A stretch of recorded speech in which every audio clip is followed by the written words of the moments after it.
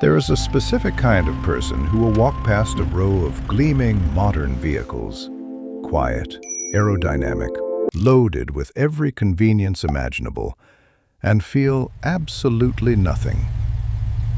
And then, somewhere down the street, they will hear it before they see it.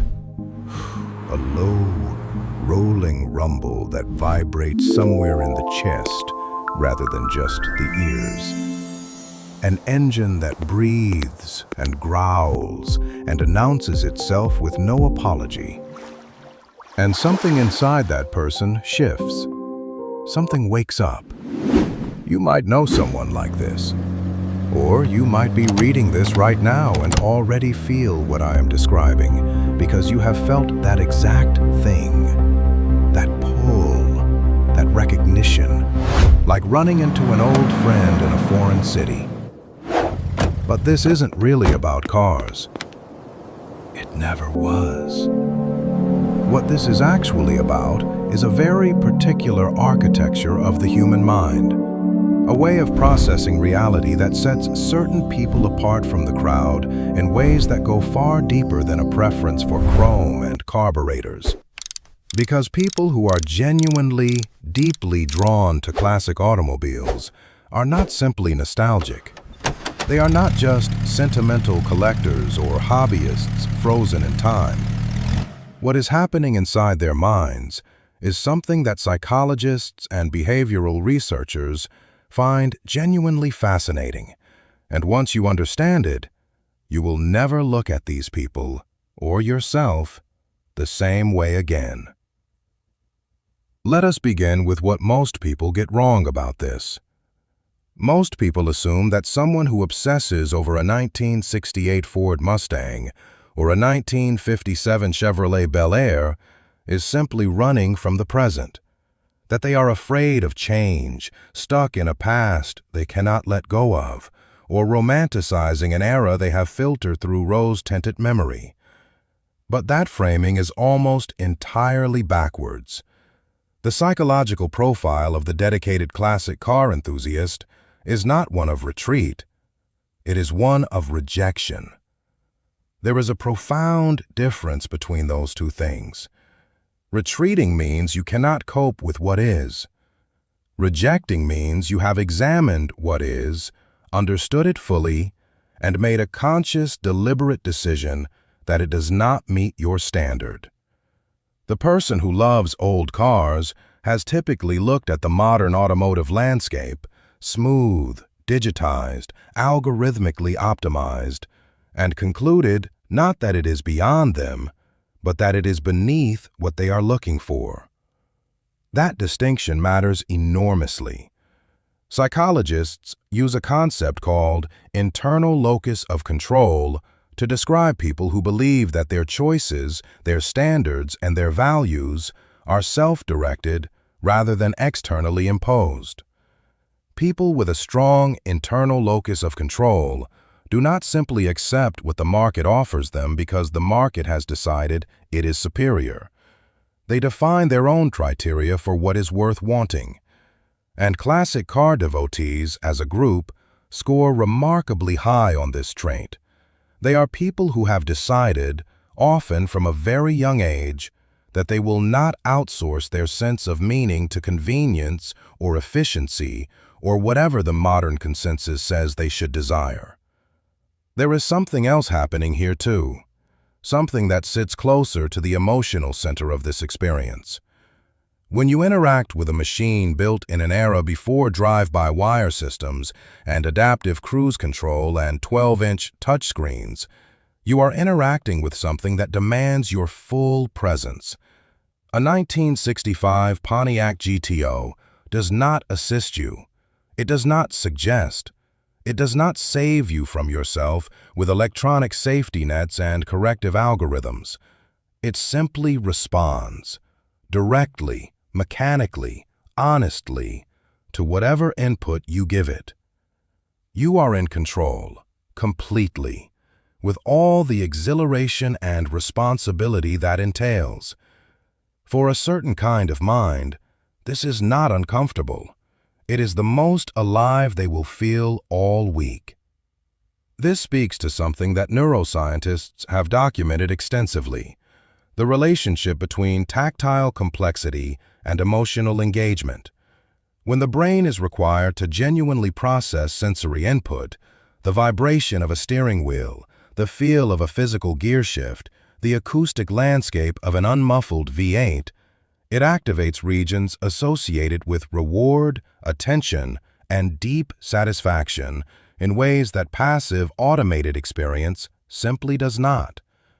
The modern car, for all its engineering brilliance, has largely removed the human being from the feedback loop, and for some people, that removal does not feel like progress. It feels like a loss of conversation.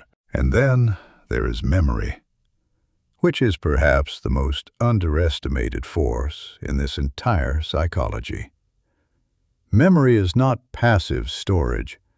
It is an active, living thing that shapes how we see the present and what we allow ourselves to desire. Many people who love classic cars can trace their connection to a precise, crystalline moment: a grandfather's garage on a Saturday morning. The particular smell of oil and metal and old upholstery. The way an adult who mattered to them handled a steering wheel with a kind of reverence that a child does not forget. These experiences do not just become preferences, they become identity. They become the emotional coordinates by which a person navigates what feels real and what feels hollow. This is why you cannot simply argue someone out of this love with logic. You cannot show them a safety report or a fuel efficiency graph and expect them to shrug and move on, because what they are protecting is not an opinion about technology. It is a relationship with a version of themselves and with people they loved that exists inside that machinery as surely as the pistons and the valves. What makes this profile truly distinctive, though, is the way these individuals think about imperfection. Modern culture has developed a deep and almost compulsive relationship with optimization. Everything must be faster, smoother, more efficient, more convenient. Friction is treated as failure. But the classic car enthusiast has arrived at a radically different philosophy. One that understands imperfection not as a problem to be solved, but as the source of character, of texture, of meaning. A car that occasionally requires your attention, that has quirks you learn to work around, that needs your knowledge and your hands to keep it alive. That car has a relationship with you. It is not a product, it is a partnership. Psychologists who study what is called object attachment, the emotional bonds humans form with physical things, note that we connect most deeply not with objects that perform flawlessly, but with objects that have history, that bear marks of time, that have passed through human hands and absorbed human stories.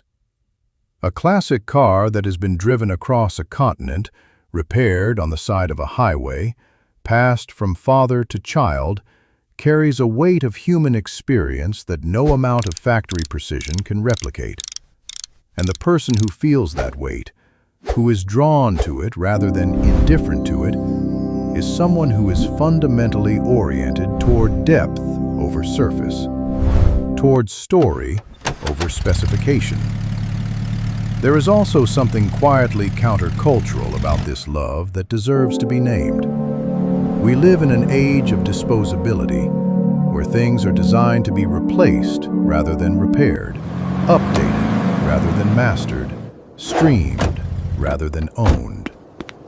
The classic car enthusiast rejects this economy at a fundamental level.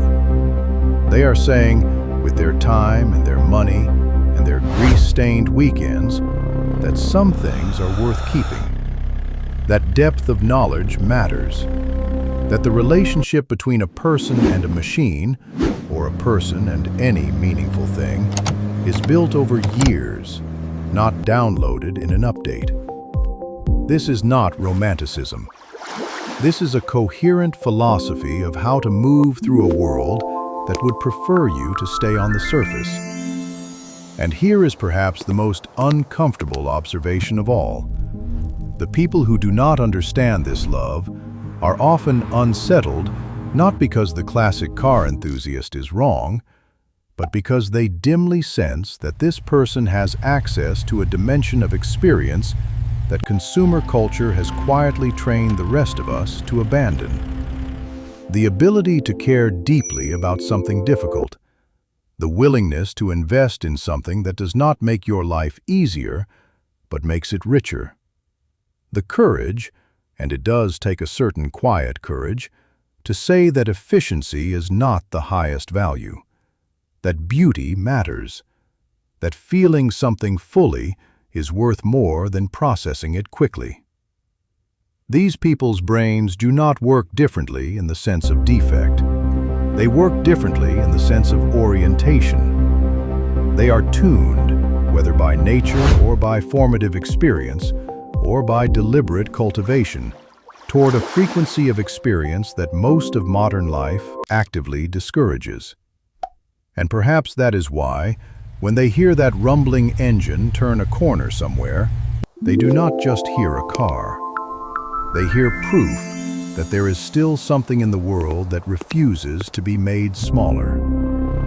So here is the question worth sitting with, wherever you are and whatever you find yourself drawn to in this world.